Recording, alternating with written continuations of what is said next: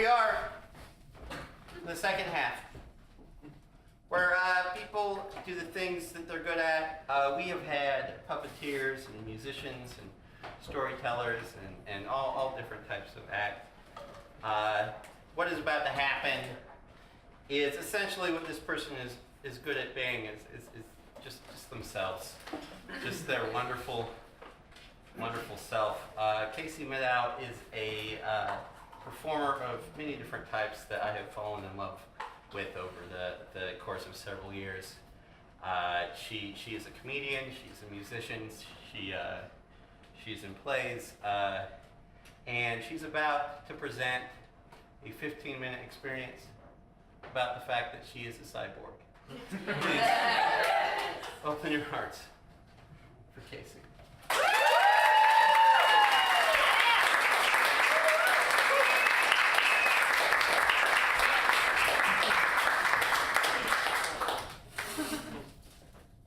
So I'm sure some of you are wondering, what is a cyborg? And I spent a cursory amount of time in that I searched in Google, what is a cyborg? And they said, a fictional or hypothetical person whose physical abilities are extended beyond normal human limitations by mechanical elements built into the body. I am neither fictional nor hypothetical. But in a month, I will definitely for surezies be a cyborg. So a destructive and expanding growth consisting of keratinizing squamous epithelium in the middle ear and/or mastoid process is one of the grossest sentences that I've ever said. It's called a cholesteatoma, and most of my doctors don't know how to spell that. It's really frustrating. I lost my hearing when I was a small child, and in my right ear, not both of them and not all the way, but I lost some of my hearing in my right ear. And I'm not sure how old I was when I lost the hearing. I had an incredibly high pain tolerance, like, let me burn my hand on a stove and then go climb a tree. And so I don't know if I just didn't notice that I had constant ear infections or if I just didn't think they were worth telling anyone about. But regardless, we didn't know that I was having constant ear, I say we, I mean my family. My family didn't know that I was having constant ear infections. And by the time we figured it out and took me to a competent surgeon, I needed a tympanoplasty, and I'm gonna get this wrong, Jana. What's the thing, the piston thing, what's it called? Prosthesis. Yeah, it's a total acicular chain replacement. prosthesis. Yes. Yeah, thank you.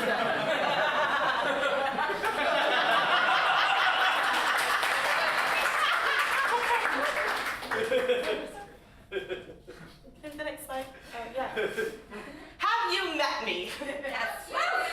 Great. Many of you have. Can we have the lights up just a little bit in the audience? So for those of you who have either met me, are friends, acquaintances, or have just seen me around Seattle, could you raise your hand if I am one of the most extroverted people you've ever met? Bam! The problem with hearing loss, we can put the lights back down. The problem with hearing loss is that it's incredibly isolating. And especially as a small child, I never knew what was going on. As an adult, I have a lot more coping mechanisms. I am rarely in loud restaurants or bars. I am militant about making people stand, walk, and sit on my left so that I can hear them. And I gave up on giving a shit if you are getting annoyed at how often I am saying what. Fuck you, please, because I really don't want to be left out. As a kid, I didn't have any of those coping mechanisms, and I was just as extroverted as I am now, but I didn't have any way of dealing with that. I didn't know how to be around people and have them not be really frustrated with me. Because, what? Can we have the next one? I was talking to my twin sister recently, and the fact that we're twins is kind of important, because if you have an older sibling or a younger sibling, then you're not as directly compared as if you are exactly the same age as your sister. And the fact that I never knew what was going on was challenging for her. She did know what was going on and was very frustrated and felt responsible for the fact, not responsible like it was her fault, but responsible for me, in that her sister, who's like not a total idiot, like, oh my God, why are you doing that? Why are you doing that? Don't, oh, you did that. So here's a conversation we had a couple of weeks ago.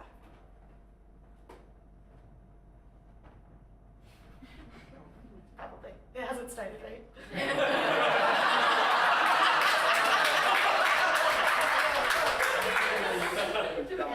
They were like 5 to maybe 7, 8, you know, around there. So it's just like not paying attention. And, I mean, there was this whole spacey Casey thing, which is ridiculous because you're really not a spacey person. Yeah. You know? Oh God, I'd forgotten about that. Some people called you that. Yeah. And That was awful. Yeah, it was because people couldn't get your attention, and it actually was not because you were spacing out. It was because you just couldn't fucking hear. Yeah. Oh, I kind of forgot I got bullied, Lane. Oh yeah, you did. Oh yeah, no, I mean I remember now, but like I kind of. Oh my God, I'd forgotten about that. Oh, that was the worst. And then you'd get mad. I mean, that was part of why you were an angry kid. Yeah. You know? Yeah. And you were. Like, you would get in trouble for, like, nothing. Yeah. Yeah. And it was also, I mean, to me it was all so arbitrary because I had no idea what was going on. I don't know if you know this about me, but I do not deal well with arbitrary rules. Well, neither do I. Jeez. Ooh. Yeah.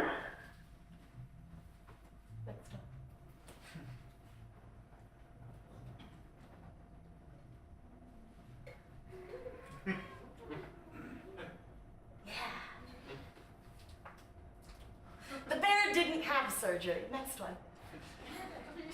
So this is an ear. And Jana, I really hope I get this right. So we can do this together. I'll say what I know about ears. Jana's an audiologist. And she really graciously spent over an hour this week disabusing me of all of the notions I have about how my ear works. Which was great because now I know more. And, you know, 7-year-old me tried to come up with what the answers were and was wrong. She was wrong. It's cool. So this is what we normally think of as the ear.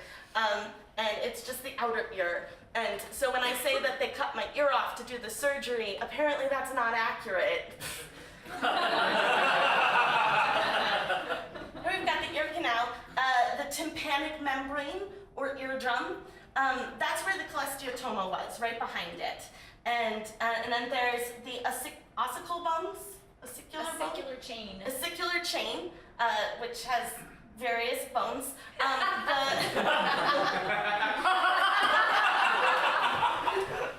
I've done a lot of research for this, but that doesn't mean that any of it has sunk in. So the cholesteatoma developed back here, and it destroyed these bones. Yes. By being bad stuff. And then when I was at a performance in the Seattle Children's Theater, the cholesteatoma burst my eardrum, and then apparently foul-smelling ooze came out of my ear.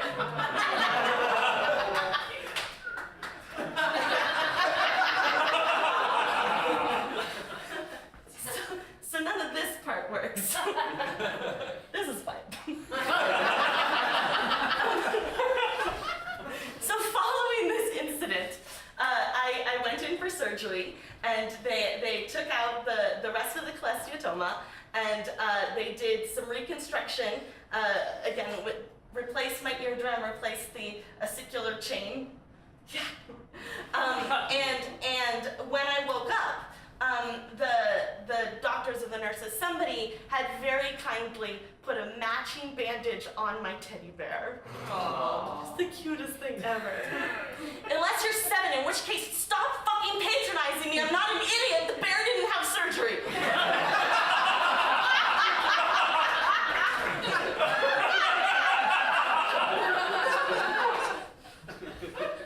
The thing is that if you do this surgery on a 7-year-old, their skull keeps changing and keeps growing.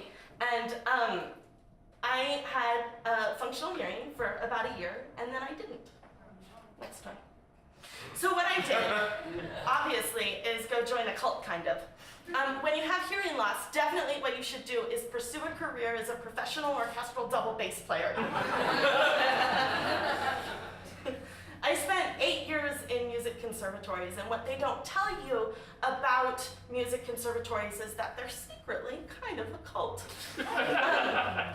So during this time, I genuinely, in my heart of hearts, believed that if I did not become an orchestral double bass player, professional orchestral double bass player, that I had failed catastrophically in some sort of a moral sense. That if I was not an professional orchestral double bass player, that I was a bad person. What the fuck? Next slide. Physics! So, this is just some fun stuff. If you have a string or a tube of air, such as in like a clarinet or a flute, the largest wave that it'll make, the largest sound wave that it'll make, that's the fundamental tone. And that's what we think of when we say middle C. The most significant sound that we hear out of that is that frequency. However, at the same time, we are also hearing twice as fast. And so if you have a big double bass string, this is great because you can just put your finger in the middle and it still vibrates really, really wide up here and really, really wide up here. And so these are vibrating twice as fast as that fundamental, and this sounds an octave higher. And then this is dividing the string in thirds, and that's a fifth higher than that, and so on and so on and so on in the overtone series. And this is honestly just because it's cool. This has nothing to do with the story. But different instruments have different overtones that are more prominent, and that's how the sounds are different. So you can see the pure tone sine wave, and then what that note sounds like on a violin, or looks like rather, and then which overtone partials are prominent on a piano.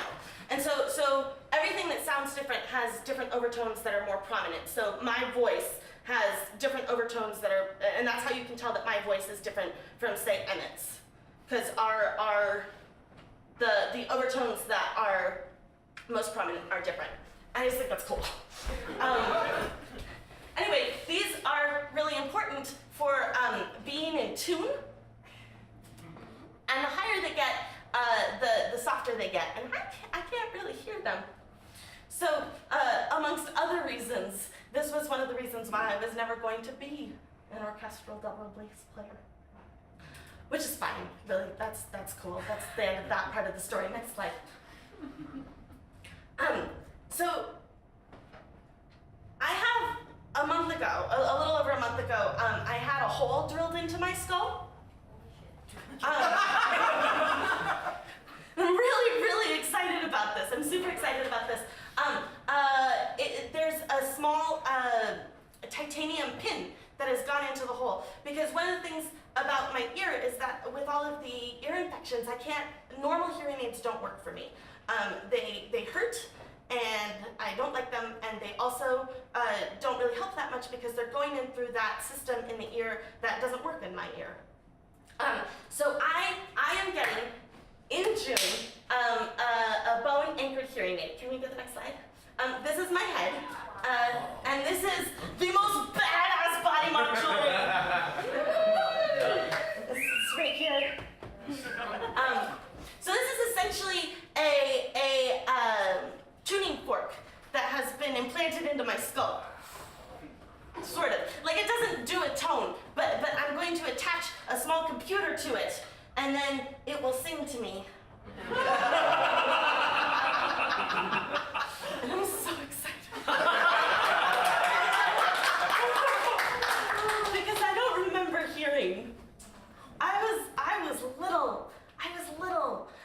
I know that when they reconstructed my ear, I got home and I was probably like genuinely in pain. But the only thing I remember from that is A, ripping the bandage off my teddy bear. B, really having like a soft space in my heart for the sunflower pillow that my ear bled onto. And C, being like, why is that noise so loud? I hate it. It never stops. What is it? And finding out it was the refrigerator, which I had never heard. Next slide.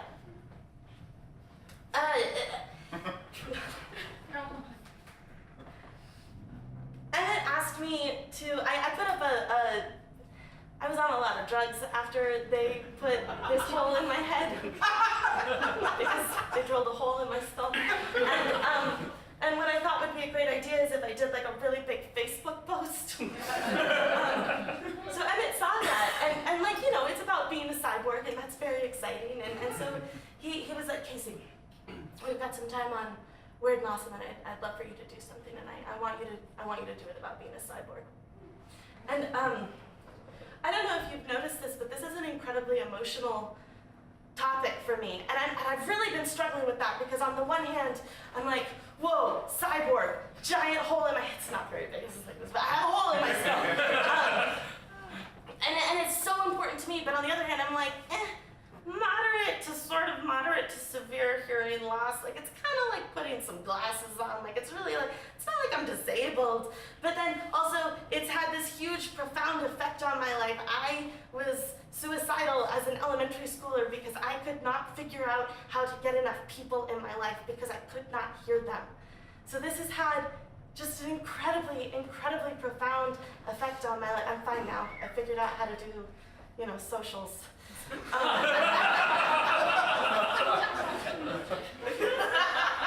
But I've really been struggling, and I'm so grateful, Jenna, for you taking that time out to talk to me, because I don't know how to talk about this. I don't know how to talk about something that is essentially modifying the same amount of loss as my glasses. That makes me shake when I think about it. And when I went into the surgeon's office, I've actually wanted this type of hearing aid for a decade, and for various reasons, was not insurance, wasn't able to get them. And so, thanks, Obama. When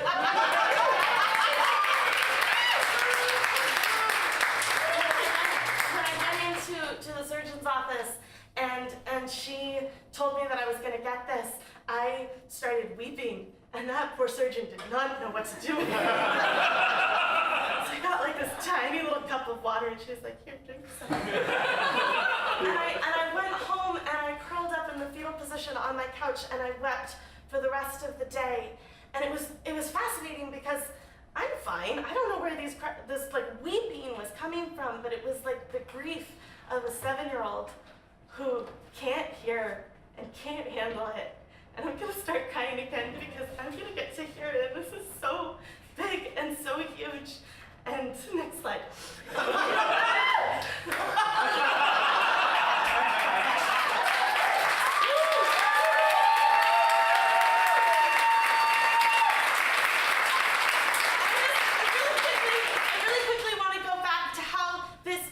Hearing better than yours. And that's that I'm going to be able to stream Bluetooth to it.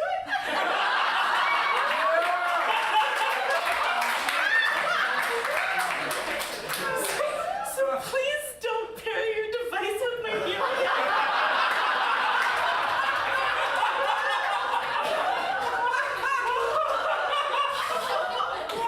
Thanks.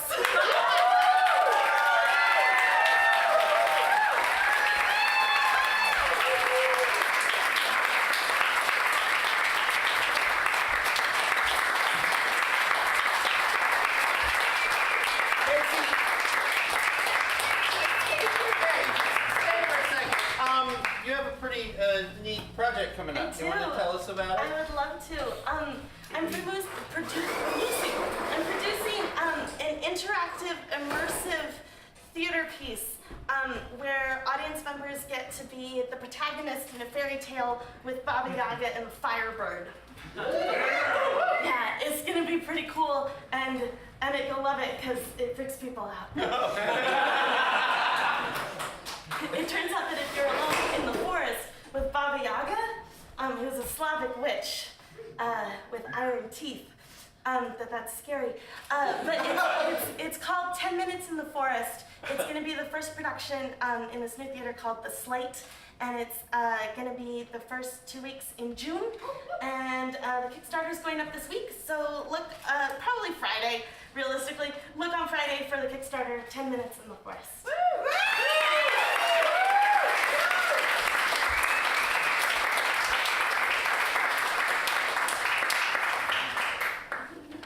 One more time for Casey.